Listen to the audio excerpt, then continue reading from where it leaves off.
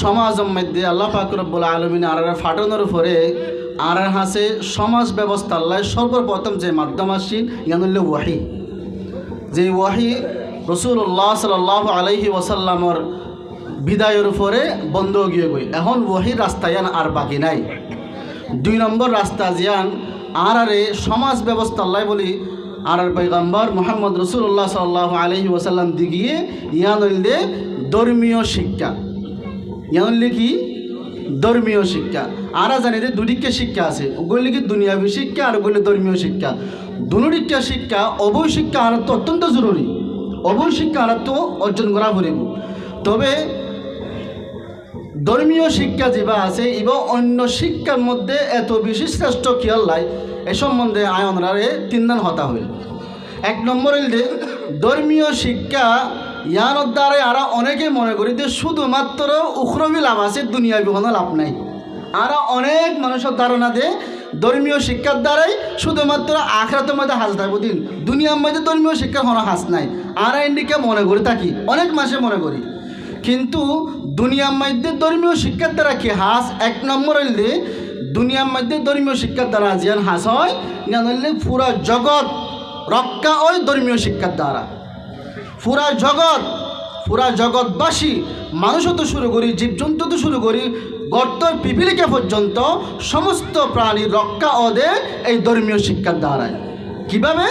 রাসূলুল্লাহ সাল্লাল্লাহু আলাইহি ওয়াসাল্লাম হাদিস শরীফের মধ্যে বয়ান ফরমাতে, যদি এই জগতের মধ্যে এই দুনিয়ার মধ্যে যদি একজনও যদি আল্লাহ ডাকইয়া মানুষ ন থাকে, আল্লাহ তৎক্ষণাৎ এই জগতে ধ্বংস করে দেব। আর এই হাদিস শরীফ নিলে আরো অনেকেই জানি এই জগতের মধ্যে যতদিন পর্যন্ত আল্লাহ ডাকইয়া থাকিব ততদিন পর্যন্ত এই জগৎ বাকি থাকিব, অন্যথায় এই জগৎ আল্লাহ ধ্বংস করে দিব।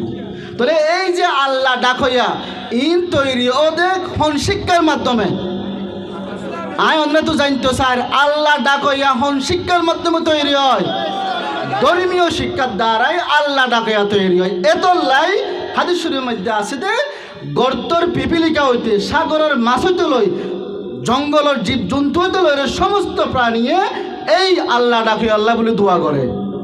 কিয়া তারা জানে যে তারা আছে মানে আরও জীবিত আছি, তারা আছে মানে আরো রক্ষা আছে।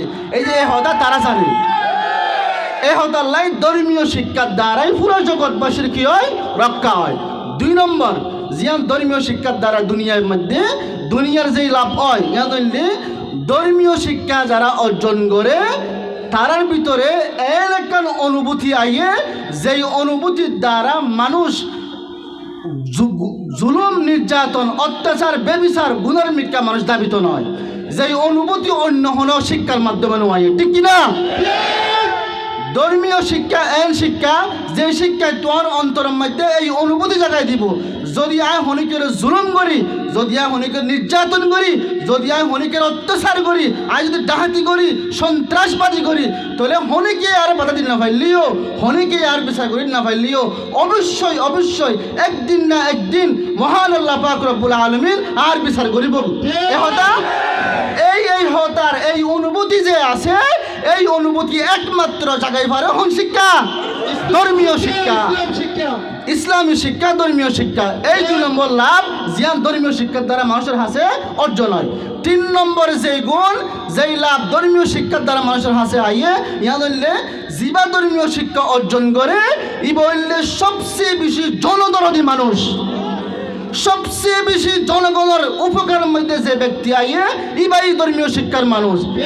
আজিয়া আর দীর্ঘদিন ধরে বলতে গেলে 10 বছর যাবৎ আর এই রেজিস্টার ক্যাম্পের মধ্যে যে জুলুম নির্যাতন এই জুলুম নির্যাতন তো আর জনগণরে আর সাত বলকের মানুষ ব্যক্তিগণরে বাছাই বললাই, এই জুলুমত্ব বাছাই বললাই সর্বপ্রথম বড় করে উদ্যোগ লয়ে তারাই একমাত্র ধর্মীয় শিক্ষা অর্জন করছে, ঠিক কিনা?